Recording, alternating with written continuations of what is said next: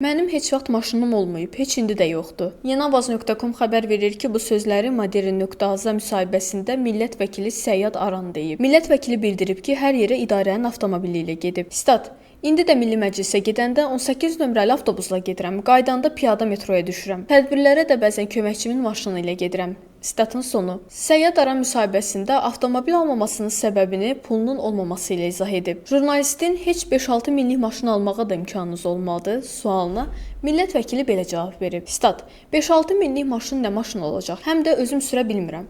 Krediti də sevmirəm. Kredit insanı özündən asılı edir. Aldığın qədər faiz də ödəyirsən. Piyada gedib gəlməyi qəbul edərəm, nəinki kreditlə maşın almaq. Mən dini komitədə işlədiyim müddətdə xidməti maşından istifadə etmişəm. Başqa heç nə. Deyirsiniz ki, deputatsan. Lap tutaq ki, 5000 manat maaş alıram. Mənim də qayğılarım var. Həyat yoldaşım, nəvələrim, özümün gündəlik, səhhətlə əlaqəli xərclərimiz var. Pulu alırsa müalicələrə gedir. Mən oradan nə qənaət edib pul yığıb maşın ala bilərəm? Statın sonu.